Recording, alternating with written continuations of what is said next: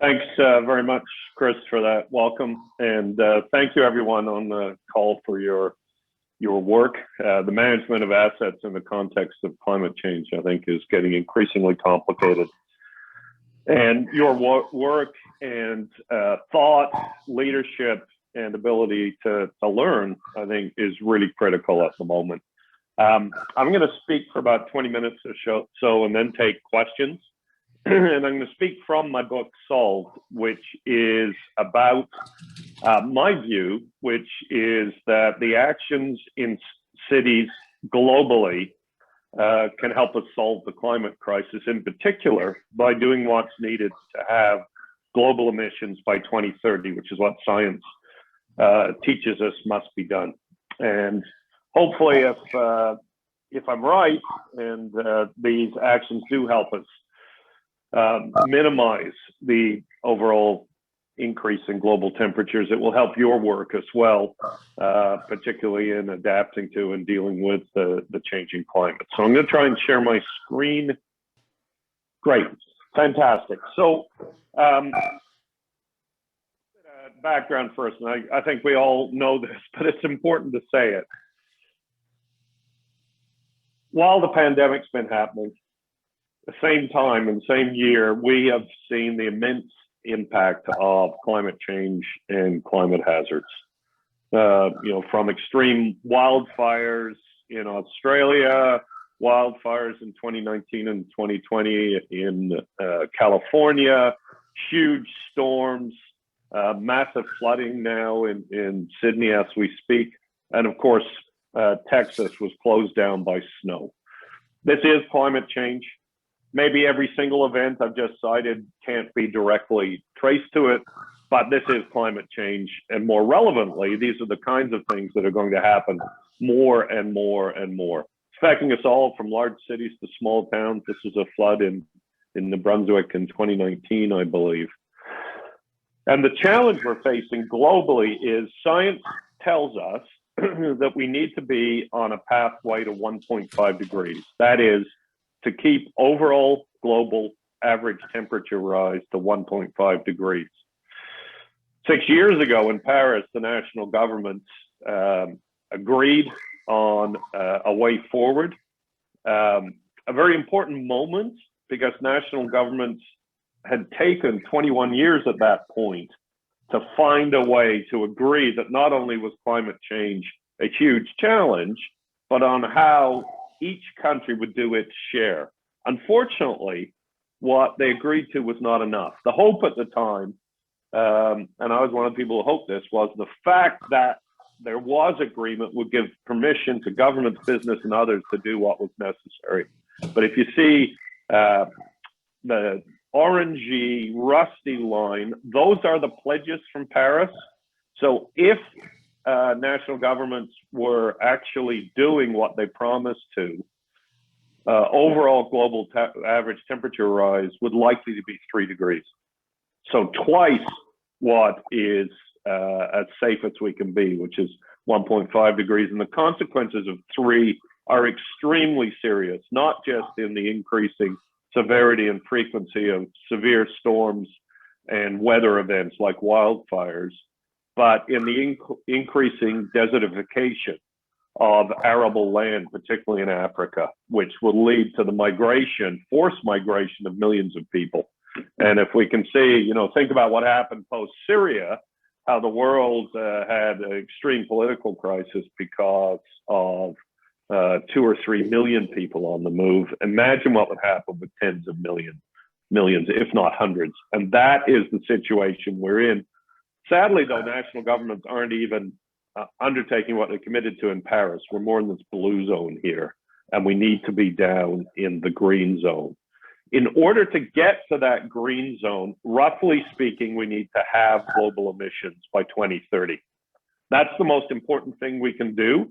So while the pledges of national governments and others to be net zero by 2050 should be welcomed, because we do need to be net zero by 2050, the only way we can get there is by significant action over the next 10 years that, roughly speaking, halves global emissions. And that's where our urban areas come in. at the end of the first decade of this century, in about 2008, 2009, as you can see from this chart, for the very first time since the dawn of human civilization, the world became a predominantly urban world. You know, from the time of the Algonquin peoples till 2008, 2009, the world was predominantly rural. And now it's predominantly urban, and that's only projected to increase because of the mass migration, some driven by climate, but mass migrations in places like India, China, and Africa. So today, the world needs to roughly halve emissions by 2030, needs to acknowledge that it's an urban world, and we need to acknowledge this other fact that in all of the national governments who've committed to the Paris Accord, which was all but one at the time, then two with the US, and now the US is back in, there are only 2 countries that are actually on a 1.5 degree path. Everybody else is either insufficient or critically insufficient, with a couple of exceptions of commitments to 2 degrees, although some like India have the commitment but haven't taken action to implement it yet. So we live in a world today where we need urgent action on climate. Countries have committed to it, and it's not happening. It's also a world that's predominantly urban. And the good news is that the mayors of the world's largest cities are actually demonstrating the leadership that national governments aren't. And it's a really critical fact, because if we are to have overall global emissions by 2030, we do need real leadership and action today, not just comments and promises. So cities, this is the background. Cities are about 55% of the global population today. And as I mentioned earlier, that's only increasing. About 80% of the global economy is in cities. About 70% of the carbon emissions, and about 2/3 of the global energy is consumed in cities. So as we can see, cities are fertile because that's where the people are, that's where the jobs are, and that's where the problem of greenhouse gases predominantly is. Not entirely, but predominantly. The organization I work for now, C40 Cities, is an organization of the world's mayors of the world's leading cities. So cities like Paris, Jakarta, Cape Town. It's deliberately half global north, half global south. Seoul, Tokyo, and of course, Toronto, Montreal, and Vancouver. So after Paris, these mayors had a summit in Mexico City a year later, and they agreed that they would hold each other to have their cities develop a climate plan that kept them on a pathway to 1.5 degrees, each city doing its share of the 1.5 degree trajectory. They called that deadline 2020. And essentially what it says is that cities need to peak their emissions by 2020, a little bit later in the global south, roughly halve them by 2030, and reach net zero by 2050. And the good news is that unlike national governments, C40, when it started, had 40 cities, hence the name. It's now got 98.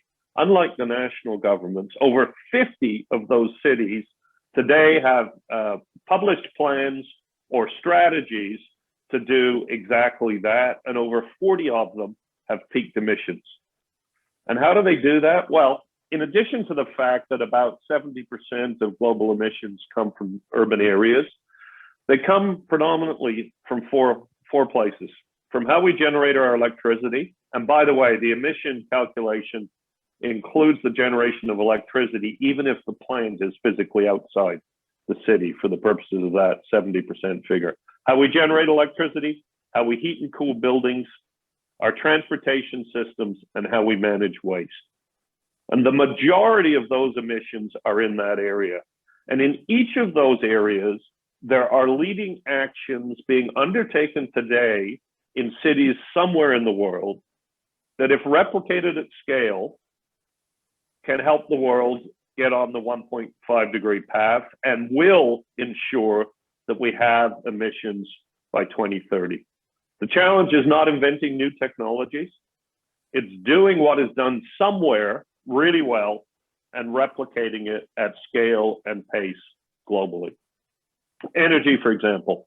Many cities don't control their energy grid. Many do. Los Angeles and Austin, Texas are examples of cities that control their electricity grid and have taken huge steps to get off coal. Austin, Texas, to me, has one of the most fascinating plans because about 10 years ago, due to the growth in Austin, as you might know, it's a city that's booming because of its high-tech sector, its education sector, and its cultural sector, sort of a Richard Florida kind of creative class. It was growing so much it needed a new power plant. But instead of building a new power plant, it used the ownership of its utility to subsidize homeowners and businesses to do energy retrofits on their buildings to dramatically lower the amount of electricity needed per building. And by doing so, despite significant growth, they were able to avoid the need for a new electricity plant, which would have been coal or gas fired in all likelihood in Texas at the time. Really interesting. And even cities that don't have jurisdiction are doing a lot. Exhibition Place is a net zero consumer of electricity from the very significant, although it's the fault of the wind turbine, a very significant solar panels, a tri-generator and the wind turbine now and then. Cape Town in South Africa actually sued the national government for the right to have a clean energy program in its city. So significant steps being taken and more to discuss if there's interest. Buildings in many ways in most cities are the most significant potential, how we heat and cool our buildings and how energy efficient they are, the most significant potential to dramatically lower greenhouse gas emissions. That's because in most built up cities like a New York or a Toronto or Montreal, the building sector is far and away the largest contributor to greenhouse gases. In Toronto today, I understand it's around 40%. In New York City, it's around 70%. And the good news is on both the construction side, this is Oslo, Norway. There's a huge movement there for clean construction, zero or low emission construction, which is challenging around the use of concrete, but very interesting progress being made. On the new building side, Vancouver's building code is a step code, and it's moving to net zero buildings by 2030. And it's fascinating because as part of that, it is very likely that builders will not be able to build underground parking or very much of it because of the concrete involved, which is highly emitting, as I'm sure everyone on this call knows. And that will have a corollary effect of builders and developers having to think about buildings that are much more part of an active transportation kind of network, or people use car sharing, public transit, walking, cycling, and so forth.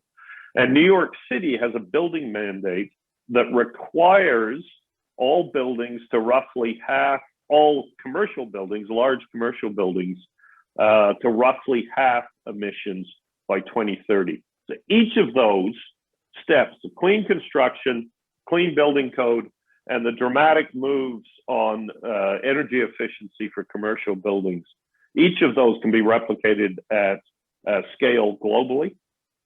It simply takes the political choice to bring in the steps. Doesn't require new technology, although of course new ideas around construction will help expedite the process.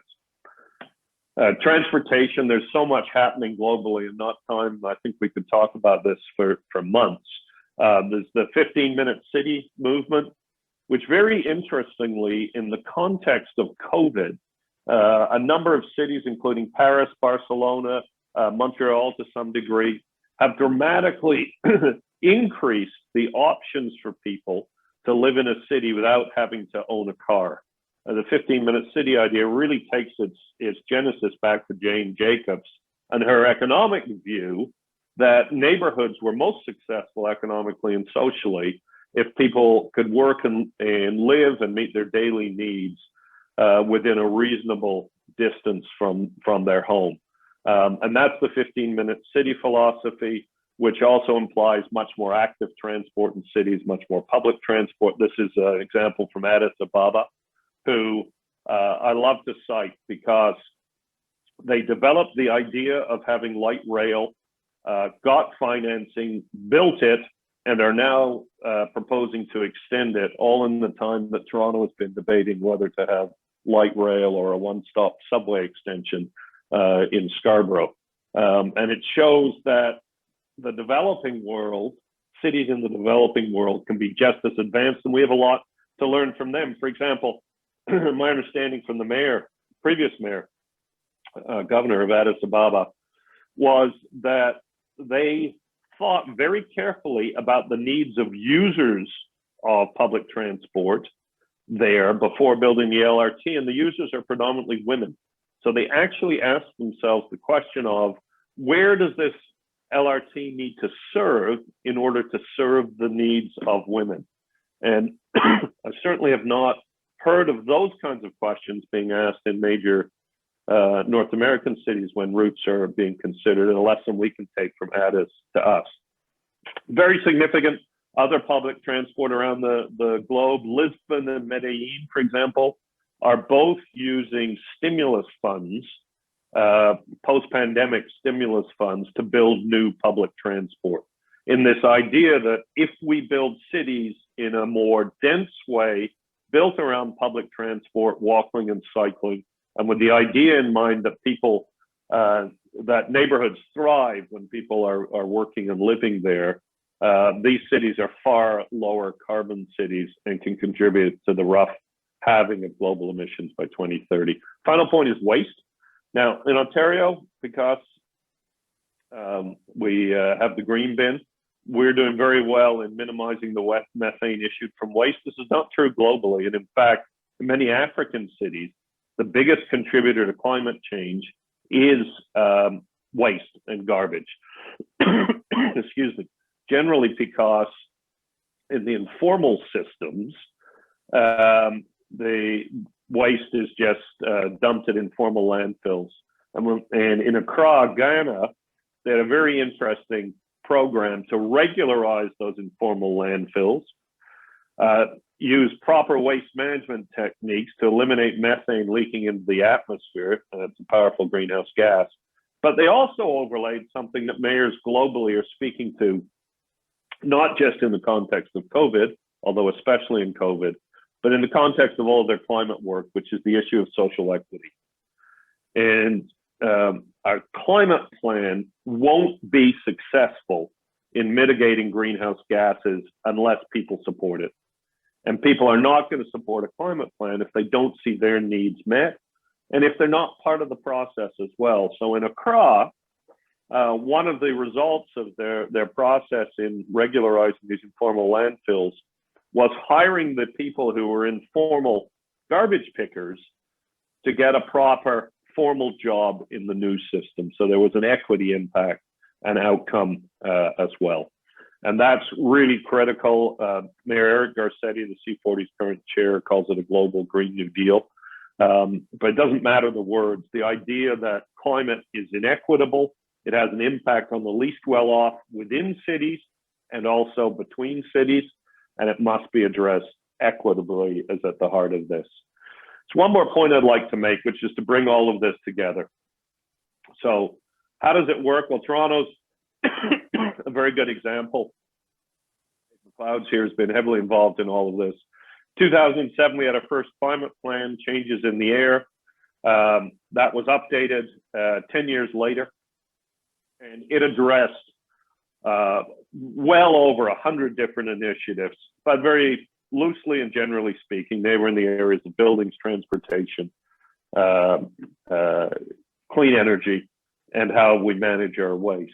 And as a result of that plan and of the provincial government closing the Lakeview coal-fired plants, and as a result of the actions contained in the follow-up plan, today Toronto is 33% below its greenhouse gas emissions from 1990, but progress has stalled. So Toronto is a fantastic example of what's possible. And this argument that you can't address climate change without hurting the economy is obviously wrong in this context. In fact, if anything, Toronto has been so economically successful that it's a city that is becoming one of two divides of very well-off people and of neighborhoods with increasing concentrations of poverty. And the final point I want to make is how this comes together from a political perspective. Jean-Éric and Omar to start.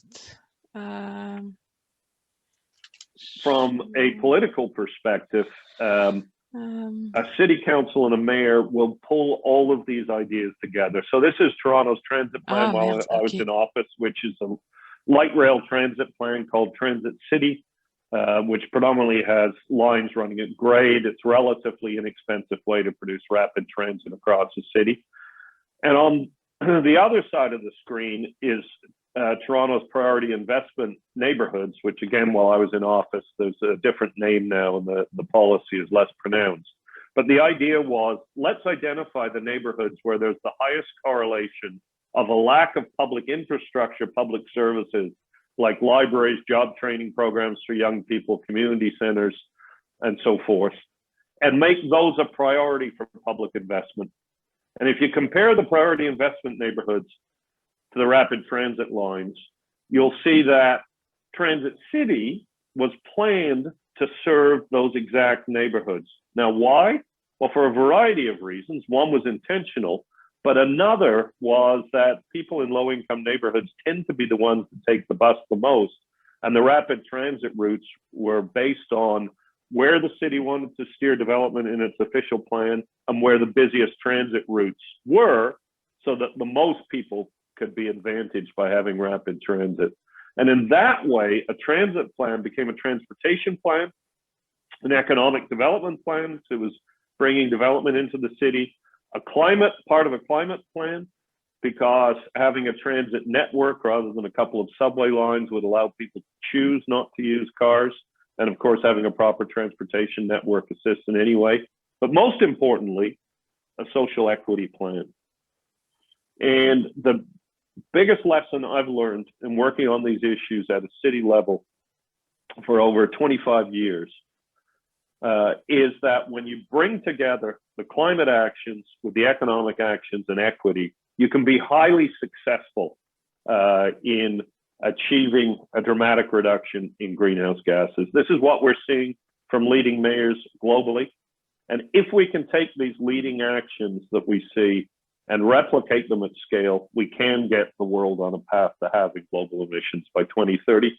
The challenge is acting now. That's really what I wanted to say this morning. Appreciate the time and attention. There's been lots of interesting questions submitted already, and I look forward to the questions and answers.